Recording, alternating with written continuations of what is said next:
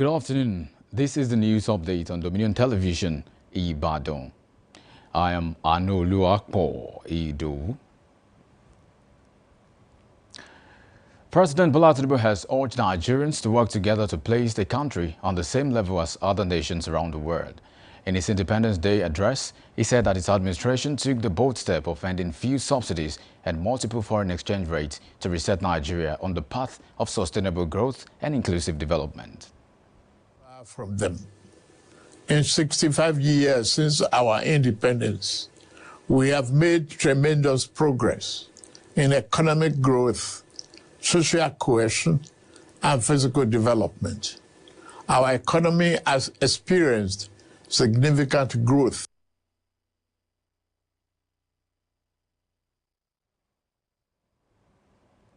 Tinubu stated that he admitted that his government's reforms, such as the removal of fuel subsidy, had caused hardship, but explained that the move was necessary to avoid an economic collapse.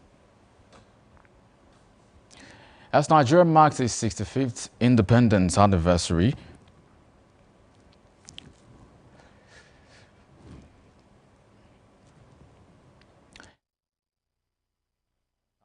is a milestone that calls for reflection. 6.5 decades after gaining freedom from colonial rule, the nation stands at a crossroads between the prospect of greatness and the burdens of retrogression. Our correspondent, Aina Grace, takes a look at the journey so far.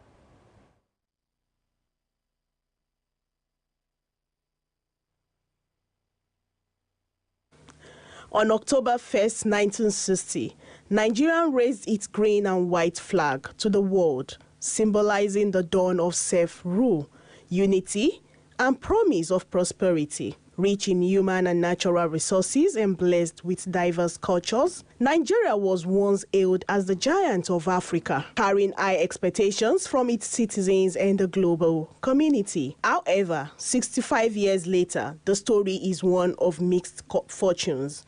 On one hand, Nigeria boasts Africa's largest economy, a vibrant youthful population, resilient entrepreneurs, and a rapidly growing creative industry that has put the country on the global map in music, film, and technology.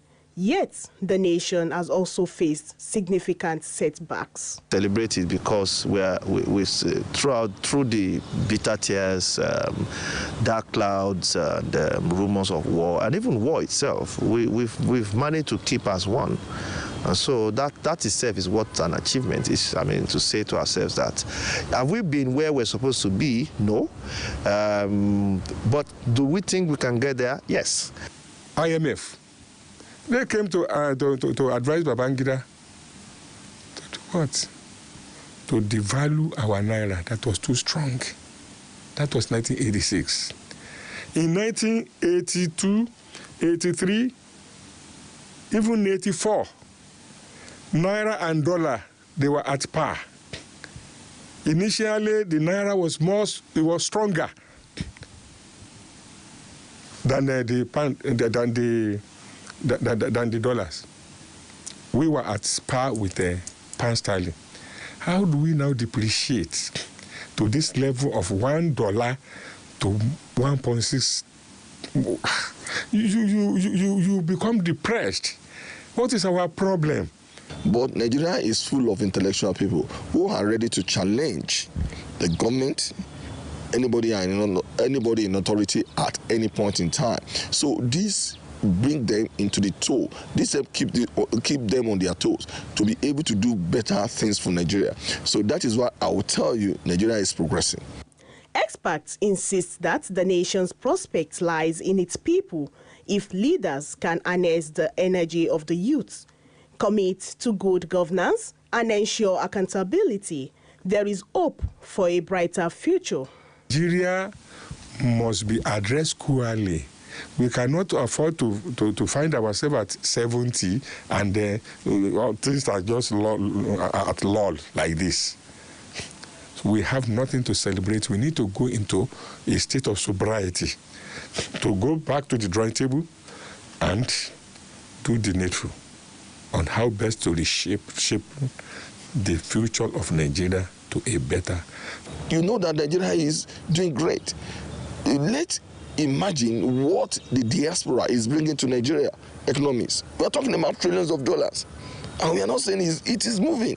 It might be slow. We are not doing optimally well, but at the end of the day, we are moving. You see, if they were going to learn the lesson, they will not then be behaving this way. We will not have governors collecting monies and then just embarrassing everybody up and down. We will not have senators who don't do one community project. One. As Nigerian turns 65, citizens are hopeful yet cautious. This anniversary is not just a celebration of age, but also a call to action to reclaim the nation's promise, bridge the gaps of retrogression, and build a future where the dreams of 1960 can finally be realized. Aino Grace, Dominion News. And away from that, the federal government has said that the Dangote Group will redeploy staff earlier disengaged from its refinery operations following the resolution of its dispute with the Petroleum and Natural Gas Senior Staff Association of Nigeria, PENGASSAN. The Minister of Labour and Employment, Dr. Mohammed Maigari Dingyadi, confirmed this in a statement issued in Abuja. The federal government also announced that the redeployed staff will not suffer any loss or pay due to the redeployment. Meanwhile, the Petroleum and Natural Gas Senior Staff Association of Nigeria, PENGASSAN, has reached an agreement to suspend 2 days of strike action against Dangote Refinery. This comes as the oil company agreed to recall its workers dismissed for belonging to PENGASSAN. The decision came after a 2-day meeting between the federal government, PENGASSAN, and Dangote Refinery. And former Vice President Atiku Abubakar has called on Nigerians to actively participate in the ongoing Continuous Voter Registration Exercise, CVR, conducted by the Independent National Electoral Commission, INEC, stressing that civic participation is the foundation of democracy. Atiku made this appeal during a courtesy visit to the Olubadan of Ibadan land, Oba Rashidi Ladoja, at his palace in Ibadan, the Oyo State capital, congratulating the monarch on his ascension to the throne, describing the Olubadan as a symbol of peace and unity. We want to thank God for sparing our life to witness this moment, the ascension, the position of Olubadan. We pray we'll have long life of reign, and under your reign, Ibadan will continue to grow more prosperous, more peaceful, and may God grant your heart desires. The Olubadan, in his response, thanked the delegation for the visit and extended his blessings and prayers for a united and peaceful Nigeria.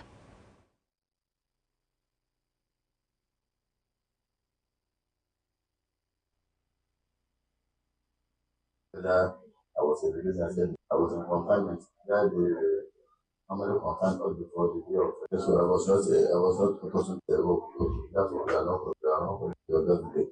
So the remainder of my life friends to serve and people. The people, Oyo State people, Nigerian people, Africa. The visit was part of a high-level delegation that included former Kaduna State Governor Malam Nasir El-Rufai, former Senate President Dr. Iyorchia Ayu, and former Cross River State Governor Leo Imoke. A waste management expert in Ibadan, Ajiboye Oluwatobi, has called on residents of the city to take individual responsibility for environmental sanitation, stressing that clean surroundings begin with personal commitment. In an interview with Dominion News, Oluwatobi decried the indiscriminate dumping of refuse, especially into drainage systems, describing the act as illegal, harmful, and avoidable. He stated that most cases of blocked drainage in the city result from careless waste disposal by members of the public. It is important that we know that aliens do not drop this waste, alien floods and everything, and we're always complaining the government is not doing well. But when you check your gutters, you will find out that it is the waste that you and I drop that clog these gutters. Oluwatobi, however, urged the public to adopt better waste management habits and view environmental sanitation as a shared civic duty necessary for public health and sustainable urban living. And on the foreign scene, the Democratic Union of Builders, a party launched by President Brice Oligui Nguema, is leading in the first round of legislative elections, winning 55 out of 145 seats in the National Assembly. This marks the country's first legislative vote since a 2023 military coup. A second round is set for October 11th, where 77 undecided constituencies will determine the final makeup of parliament. The United States government has shut down after senators failed to agree on a last-minute funding bill. The shutdown comes hours after the Republican-controlled Senate failed to pass a government spending bill. Ahead of the government shutdown, President Trump had suggested that vast numbers of people could be laid off and that the layoffs would be irreversible. And talking sports, Ghana's Black Starlets have advanced to the final of the WAFU B Zone Under-17 Championship after defeating the Golden Eaglets of Nigeria 2-0 in the semi-finals. The victory also means Ghana has secured qualification for the 2026 Under-17 AFCON in Morocco. To reach the last four of the regional competition, the Golden Eaglets topped their group, which included the Benin Republic and Burkina Faso. You can visit our website on www.dominion.org.ng to watch us live and interact with us. You can also follow us across our social media platforms, Facebook, Instagram, TikTok, YouTube, and LinkedIn at Dominion Broadcast. And next, Dominion Cast. And that ends the news update on Dominion Television. I am Anoluakpo Ido. Thank you for watching.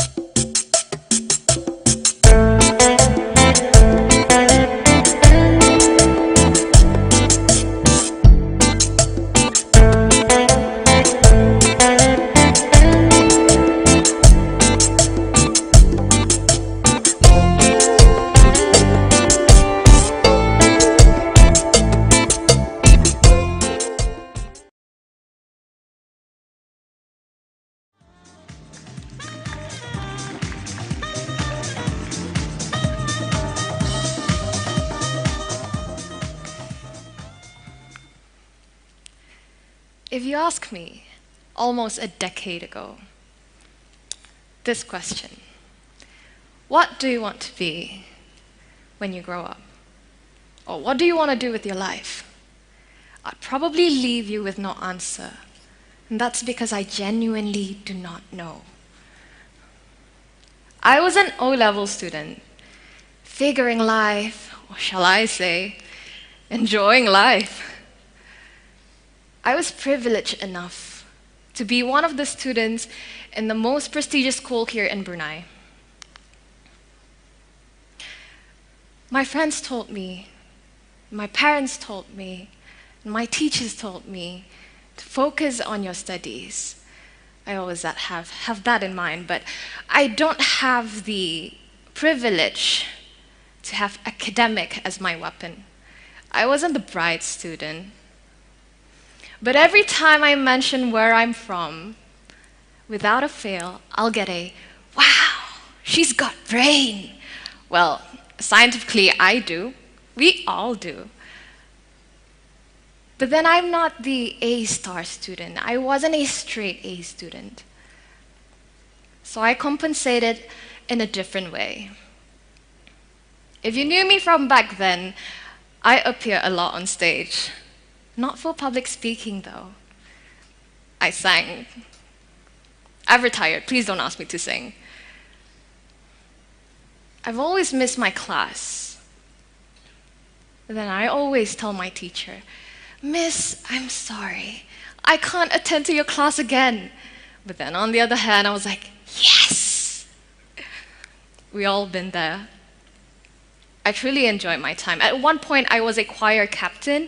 I was the head of field performance. I was enjoying life. But I was struggling academically. So with this question, there's one thing that I always ask myself.